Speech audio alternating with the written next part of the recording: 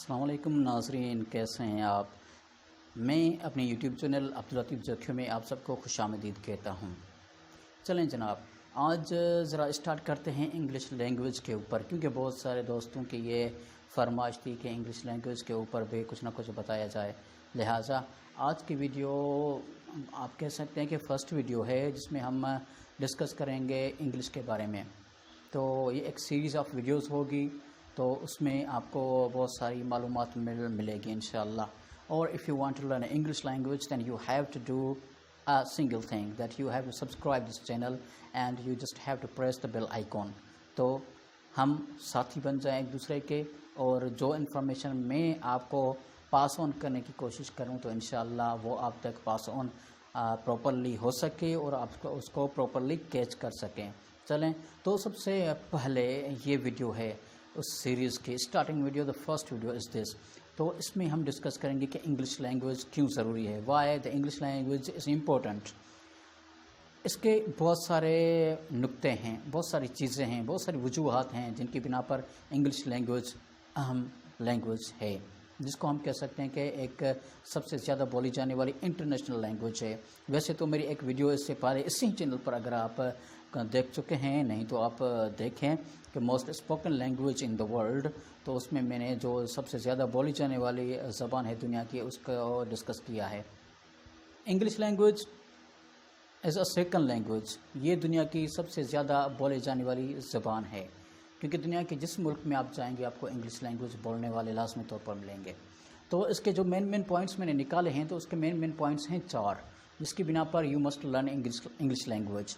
اس میں آتے ہیں سب سے پہلے جو نمبر 1 پوائنٹ ہے اس کی طرف۔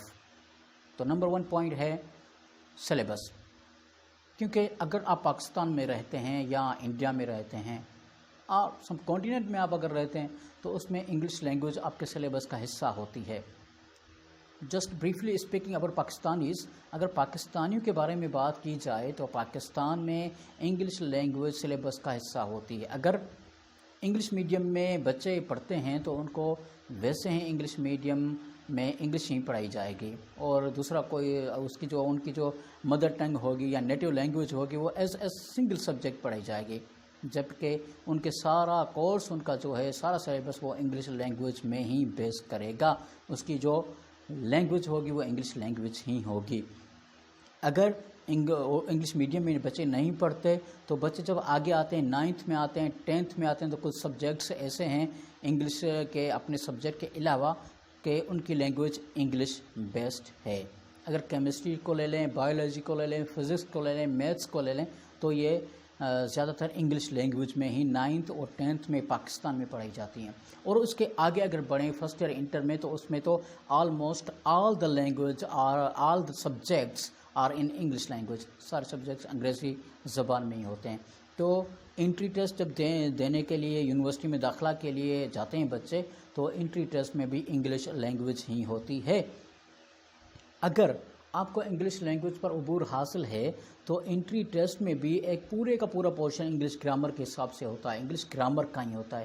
تو اس میں اگر آپ کو انگلش پر زیادہ عبور حاصل ہے، تو اگر اس میں آپ اچھا اسکور کر جاتے ہیں تو کوئی چیز نہیں ہے جو کہ آپ کو روک سکے یونیورسٹی کے لیے انٹری ٹیسٹ کوالیفائی کرنے کے لیے۔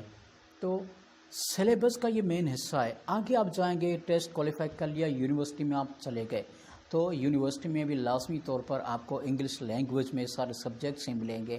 اگر آپ کسی یا اردو میں یا سندھی میں یا کسی اور لینگویج میں اگر آپ نہیں کر رہے اپنا کیا کہتے ہیں بی اے، اگر آپ بی ایس پروگرام میں جا رہے ہیں، بی اے کر رہے ہیں، بی کام کر رہے ہیں، B S C, B C S, B S I T یا کوئی بھی اور چیز آپ اور سبجیکٹ لے رہے ہیں، فارمیسی میں جا رہے ہیں، جینیٹکس میں جا رہے ہیں، جینیٹیکل انجینئرنگ میں جا رہے ہیں، انگلش ڈپارٹمنٹ میں جا رہے ہیں، کہیں پہ بھی آپ جائیں گے تو آپ کو سارے سبجیکٹس انگلش لینگویج میں ہی ملیں گے۔ اور اوبیسلی اگر آپ کی انگلش لینگویج اچھی پڑھی ہوئی ہوگی، اگر آپ کو اچھی طرح سے انگلش لینگویج آتی ہوگی، تو نو پرابلم، کوئی مسئلہ نہیں ہے آپ کے لیے، نہ کہ ان سبجیکٹس کے بارے عبور حاصل کرنا، ان سبجیکٹس کو سمجھنا، ان سبجیکٹس میں اچھا اسکور کرنا، اچھے مارکس لے کے پاس کرنا، مگر اس سب کے لیے آپ کو انگلش لینگویج کی انتہا کی ضرورت ہوتی ہے.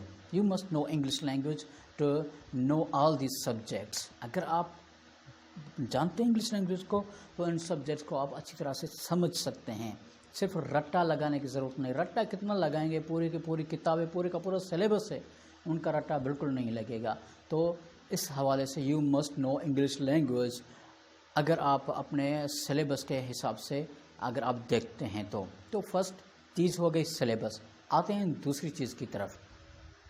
تو دوسری چیز ہے آفیشیل لینگویج. آفیشیل لینگویج کیونکہ انگلش زبان جو ہے وہ پاکستان میں ایز آفیشیل لینگویج ہی استعمال ہوتی ہے. ویسے تو پاکستان کی جو قومی زبان ہے آپ سب کو پتہ ہے وہ اردو زبان ہے، مگر جو رائٹنگس ہوتے ہیں یا جو آفیشیلی جو میسیجز وغیرہ ہوتے ہیں، لیٹرز ہوتے ہیں، جو آفیشیل چیزیں ہوتی ہیں گورنمنٹ کی طرف سے یا گورنمنٹ سے ریلیٹڈ دوسرے ڈپارٹمنٹس کی طرف سے، یونیورسٹیز کی طرف سے یا سیمی گورنمنٹ یا ٹوٹلی پرائیویٹ اداروں میں اگر آپ چلے جائیں، ان میں جو بھی رائٹنگس ہوں گی، جو بھی آفیشیل لیٹرز وغیرہ ہوں گے، اپلیکیشنز ہوں گے، وہ سارے کے سارے انگلش لینگویج میں ہوں گے.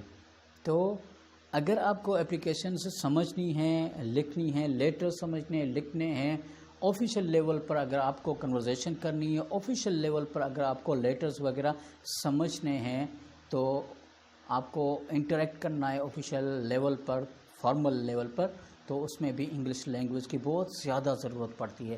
کیونکہ یہ ساری جو چیزیں ہیں وہ اردو میں یا کسی اور مدر ٹنگ میں یہ لکھی ہوئی نہیں ملتی، بلکہ یہ صرف اور صرف انگلش لینگویج میں ہی ملتی ہیں. اگر آپ سرکولرز دیکھیں، ٹینڈرز دیکھیں، جو بھی چیزیں اگر آپ گورنمنٹ کے لحاظ سے دیکھیں تو ساری کی ساری آفیشیل اور فارمل رائٹنگز وہ انگلش لینگویج میں ہیں. تو آفیشیل لینگویج، آفیشیل چیزوں کو سمجھنے کے لیے بھی English language is very important for you. Now, come to the number 3 point. And number 3 point is job and grow. اگر آپ اچھی جاب لینا چاہتے ہیں، جاب لینے کے لیے سب سے پہلے کون سی چیز ہے؟ نالج آپ کے پاس ہونی چاہیے. اور اس کے بعد جب آپ انٹرویو میں جاتے ہیں، you are appearing in an interview, then the interviewer asks questions in English language. If you don't know English language, then how you can respond to him? You cannot understand any of his question. کوئی بھی ان کا سوال آپ سمجھ ہی نہیں سکتے اگر آپ انگلش لینگویج نہیں سمجھ سکتے. چلیں سمجھ بھی لیا تو اگر آپ کو گرامر نہیں آتی، انگلش زبان نہیں آتی، تو کس طرح سے آپ ان کو رسپونڈ کریں گے؟ وہ آپ سے پوچھیں گے انگلش میں کویسچن، وہ آپ سے پوچھیں گے واٹ از یور کوالیفیکیشن. آپ ان کو بتائیں گے کہ سر میں نے بی اے کیا ہوا ہے. دس از نان سینس لیس ساری چیزیں. اگر وہ آپ سے انگلش میں کویسچن کریں گے تو لازمی طور پر آپ کو ان کو انگلش میں ہی جواب دینا پڑتا ہے. اور وہ آبزرو کرتے ہیں، گورنمنٹ کا ادارہ ہو یا سیمی گورنمنٹ کا ادارہ ہو. اگر آپ میرٹ پر جا رہے ہیں، بغیر سفارش کے جا رہے ہیں، تو وہ آپ سے کھینچ کے انٹرویو لیں گے اور اس میں ساری کی ساری انگلش لینگویج ہوگی. آپ کسی سے بھی پوچھ لیں. تو جاب میں انٹر ہونے کے لیے انگلش لینگویج. چلیں آپ کو جاب مل گئی، جاب کے بعد official language is English language. تو اس میں ساری رائٹنگس وغیرہ آپ کو کرنی ہے، ساری رائٹنگس وغیرہ آپ کو سننی ہے، دیکھنی ہے، سمجھنی ہے. اگر نہیں آئے گی انگلش لینگویج تو you will be unable to do all these things and you will be unable even to continue your job. وہ آپ کو دیکھیں گے کہ یہ اس کو تو انگلش نہیں آتی، یہ تو مزہ نہیں کر رہا، چلو اس کو نکالو، کسی اور کو لے کے آؤ. تو competition is very tough, you know that in this competitive world competition is very tough, so you must be competitive to compete the world. اور compete the world میں دوسری آ جاتی ہے grow، یعنی کہ آپ کس طرح سے بڑھتے ہیں، آگے پروگریس کرتے ہیں، گروئنگ ہوتی ہے آپ کی. اس میں بھی انگلش لینگویج ہی ہوتی ہے. انگلش لینگویج پر آپ کو عبور ہے تو آپ گرو کر سکتے ہیں، نہ صرف نیشنل وائس بلکہ انٹرنیشنل وائس بھی. اگر آپ پاکستان میں اچھی جاب لینا چاہتے ہیں، you must know English language. اگر آپ باہر کے کسی ملک میں، یورپین کنٹری میں، آسٹریلیا میں، نیوزی لینڈ میں یا کسی اور کنٹری میں، امریکہ میں آپ کو جاب چاہیے تو آپ کو اپلائی کرنا ہے تو انگلش لینگویج میں آپ کو فارم فل کرنا پڑے گا. آن لائن ویزا کے لیے اپلائی کرنا ہے تو you have to fill the form in English language. उसके बाद जब आपको कॉन्सुलेट में इंटरव्यू देना है या वहाँ जाकर इंटरव्यू देना है तो इंग्लिश लैंग्वेज आपको लाजमी तौर पर आनी चाहिए। और अगर आप इंग्लिश लैंग्वेज जानते हैं तो कोई चीज़ नहीं है जो कि आपको एक अच्छी जॉब लेने के से रोक सके या इंटरनेशनली एक अच्छी जॉब लेने से और ग्रो करने से कोई भी चीज़ आपको नहीं रोक सकती। तो ये तीसरा पॉइंट था। आते हैं fourth and the foremost and the last जो पॉइंट है मेरा उसके ऊपर। लास्ट पॉइंट है इंटरनेशनल लैंग्वेज। आपको पता है इंग्लिश लैंग्वेज बोली जाती है किसी भी मुल्क में चले जाएं, चाइना में चले जाएं, नेपाल में चले जाएं, भूटान में चले जाएं, सूडान में चले जाएं, where ever you go you will find the English language. At least some of the people know the English language.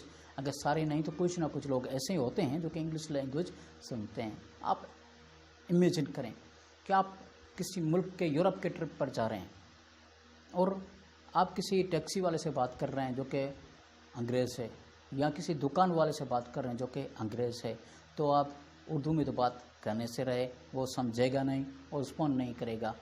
Conversation के लिए, कम्युनिकेशन के लिए आपको इंग्लिश लैंग्वेज की ज़रूरत लाजमी तौर पर पड़ेगी।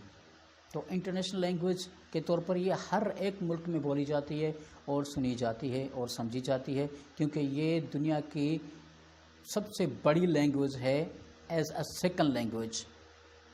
नेटिव लैंग्वेज नहीं, फर्स्ट जो मादरी ज़बान है उसमें ये ज़बान नहीं है, उसके लिए आपको मेरी वीडियो देखनी पड़ेगी। दूसरी जो है most spoken language in the world, मगर ये जो एज अ सेकंड लैंग्वेज जो लोग अपनी दूसरी ज़बान के तौर पर इंग्लिश लैंग्वेज को बोलते हैं तो वो दुनिया में सबसे ज़्यादा हैं। जो दूसरी ज़बान बोली जाती है मादरी ज़बान से हट के तो वो इंग्लिश लैंग्वेज है जो सबसे ज़्यादा दुनिया में बोली जाती है। उसमें 1 अरब और 20-25 करोड़ लोग हैं जो कि इसको बोलते हैं, समझते हैं, राइट कर सकते हैं, रीड कर सकते हैं। तो इंटरनेशनली इसको बहुत ज़्यादा रिकग्नाइज़ किया जाता है इंग्लिश लैंग्वेज को। आपने सुना होगा कि जो दूसरी जो कंट्रीज़ के हैं हेड ऑफ स्टेट्स, जो प्रेसिडेंट्स होते हैं या प्राइम मिनिस्टर्स होते हैं, अक्सर वो इस तरह के होते हैं जिनको इंग्लिश लैंग्वेज आती है और बाहर जाके वो अगर किसी यूरोपियन कंट्री में या किसी और भी कंट्री में जाते हैं तो अपनी जो स्पीचेस डिलीवर करते हैं, जो मीटिंग्स अटेंड करते हैं या मीटिंग्स वगैरह वो करते हैं तो वो सारी की सारी इंग्लिश लैंग्वेज में ही होती हैं। तो इन अ नट शेल अगर आपको बात पता ही जाए पूरे समुंदर को अगर एक कोसे में बंद किया जाए तो वो ये बात है कि इंग्लिश लैंग्वेज आपको आनी चाहिए। English language is an international language, and if you want to survive in this competitive world, because you know that this world is so much competitive, if you know English language you will grow.